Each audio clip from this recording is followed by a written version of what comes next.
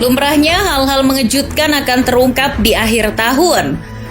Kaleidoskop akan dibuat untuk merangkum apa saja yang telah terjadi dalam satu tahun. Begitu pula di dunia sepak bola. Tapi entah bagaimana, tahun 2022 ini jadi tahun yang sangat istimewa.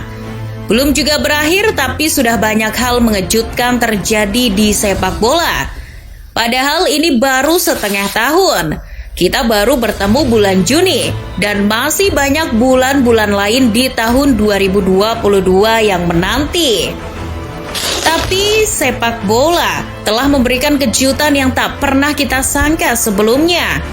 Nah, berikut ini adalah hal-hal mengejutkan yang terjadi di dunia sepak bola meski baru setengah tahun.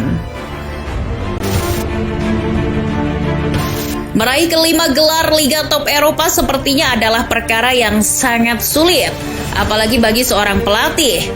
Bagaimana mungkin seorang pelatih bisa meraih Bundesliga, Ligue 1, Serie A, Premier League, dan La Liga sebelum ia pensiun? Namun pria tua kelahiran Reggiolo, Italia adalah orang yang berbeda. Carlo Ancelotti menerobos segala kemungkinan yang awalnya sangat mustahil oleh Carleto menjadi enteng saja, termasuk menaklukkan 5 Liga Top Eropa. Ancelotti menuntaskannya setelah membawa Real Madrid juara La Liga. Uniknya, ini percobaan Don Carlo yang kedua. Setelah pada masa pertamanya melatih Real Madrid, Ancelotti gagal mempersembahkan La Liga. Kendati La Decima sudah ia gamit erat-erat.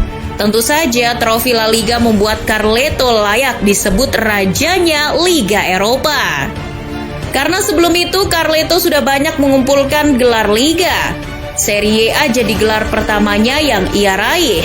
Don Carlo menjuarai kompetisi tertinggi di Italia itu pada tahun 2004. Ketika itu Carleto menangani AC Milan. Ia berhasil memenangi Serie A dengan 82 poin dari 34 pertandingan. Usai hengkang dari Il Diavolo Rosso, Ancelotti melawat ke Inggris. Pada musim 2009-2010, ia datang untuk menangani Chelsea. Dan hebatnya ia langsung membawa The Blues juara Liga Inggris.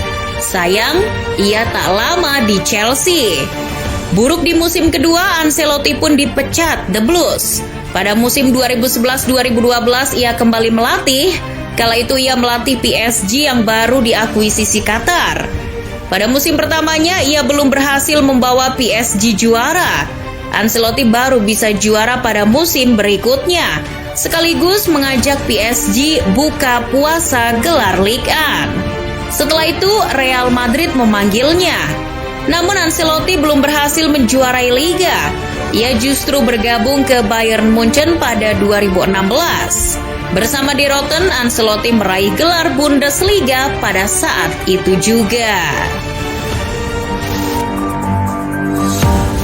Gol Nicolo Zaniolo ke gawang Feyenoord di final UEFA Conference League jadi satu-satunya gol yang tercipta di final Conference League. Gol itu sekaligus membawa AS Roma juara UEFA Conference League tahun 2022. Ini adalah gelar Eropa yang diraih Roma pertama kali sejak 61 tahun puasa gelar Eropa. Prestasi ini bukan hanya mengejutkan, tapi juga menakjubkan bagi publik serigala ibu kota. Siapa aktornya? Tentu saja Jose Mourinho. Pria Portugal itu punya win rate yang tinggi ketika sudah berada di final, dan Mourinho membuktikannya di AS Roma. Berkat kerja keras Mourinho, selain Roma yang meraih titel Eropa setelah sekian lama, ia juga mencetak rekor baru.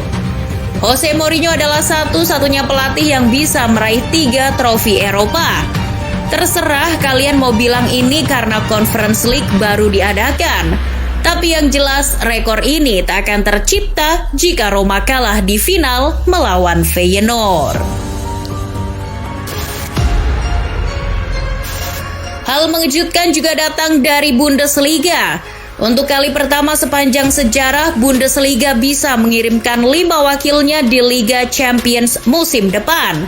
Hal itu dipastikan setelah Eintracht Frankfurt menjadi juara Liga Eropa setelah mengalahkan Rangers. Sebetulnya Bundesliga rutin mengirim 4 wakilnya di Liga Champions, yang mana itu berasal dari 4 tim teratas di klasemen akhir. Sementara klub yang berada di peringkat 5 Bundesliga dan juara DFB Pokal akan langsung lolos ke Europa League. Nah, tahun 2022 ini berbeda. Bayern Munchen sudah memastikan diri lolos ke Liga Champions setelah menjadi juara. Dortmund lolos sebagai runner-up, sedangkan Bayer Leverkusen dan RB Leipzig ngikut ke Liga Champions setelah masing-masing menempati peringkat 3 dan 4. Dari level klub kita beralih ke level negara.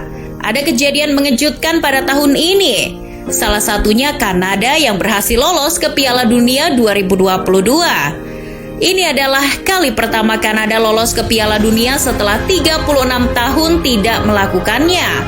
Terakhir Kanada lolos ke Piala Dunia tahun 1986. Anak asuh John Hartman berhasil melumat Jamaika 4 gol tanpa balas di kualifikasi zona CONCACAF untuk memastikan 1 tiket ke Qatar. Ini adalah capaian yang luar biasa bagi publik Kanada. Capaian yang sangat dinanti-nantikan karena sebelumnya tim putri sudah lebih dulu ke Piala Dunia.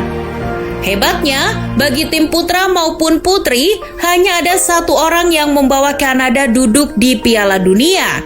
Orang itu adalah John Hartman. Ia menaruh motivasi tinggi pada publik Kanada. Kanada adalah negara sepak bola, kawan. Sebaiknya kita percaya saja.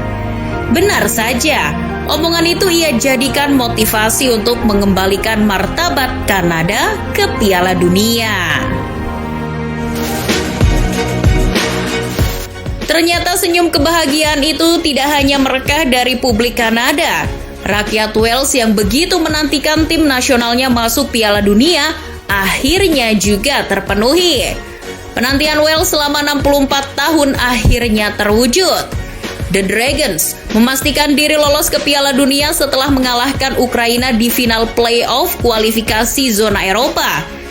Uniknya, satu-satunya gol kemenangan Wales bukan dicetak oleh Gareth Bale, Aaron Ramsey atau pemain Wales lainnya, melainkan justru buah karya bunuh diri seorang Andriy Yarmolenko.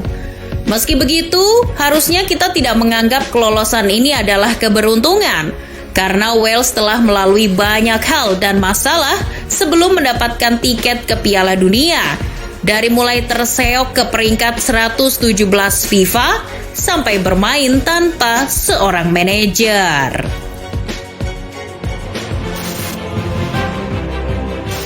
Tahun 2022 juga jadi tahun yang istimewa bagi benua Asia. Selain akan menggelar Piala Dunia, Asia mengirim 6 wakilnya ke sana. Ini adalah pertama kalinya benua Asia bisa menempatkan 6 negara di Piala Dunia. Australia menjadi tim terakhir yang memastikan diri lolos ke Piala Dunia. Wakil AFC yang sejatinya imigran dari Oseania itu sukses mengalahkan Peru di babak playoff interkontinental melalui babak penalti dengan skor 5-4. Sebelum Australia, ada negara lain yang sudah lolos.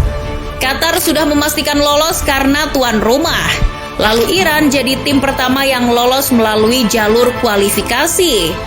Setelah itu, tim-tim lain seperti Korea Selatan, Jepang, dan Arab Saudi mengikuti langkah Iran terbang ke Qatar. Nah, untuk Indonesia sendiri memang tidak mengikuti negara-negara Asia lainnya yang lolos ke Piala Dunia. Tapi minimal, tahun ini Indonesia juga mencatatkan sejarah yang luar biasa. Tim besutan Sinteyong itu melangkah mulus ke Piala Asia setelah menghajar habis-habisan Nepal lewat 7 gol tanpa balas. Indonesia berhasil lolos ke Piala Asia sebagaimana julukannya di Piala AFF sebagai runner-up terbaik. Ini adalah penantian selama 15 tahun sejak terakhir tampil di Piala Asia tahun 2007. Uniknya, dari Asia Tenggara bukan cuma Indonesia yang lolos. Vietnam, Thailand, dan Malaysia yang pada Piala Asia edisi 2007 menjadi tuan rumah bersama dengan Indonesia juga lolos. Lolosnya keempat tim tersebut ke Piala Asia akan jadi semacam reunian negara-negara terkuat di kawasan ASEAN, sekaligus mengukuhkan bahwa keempatnya merupakan rajanya kawasan Asia Tenggara.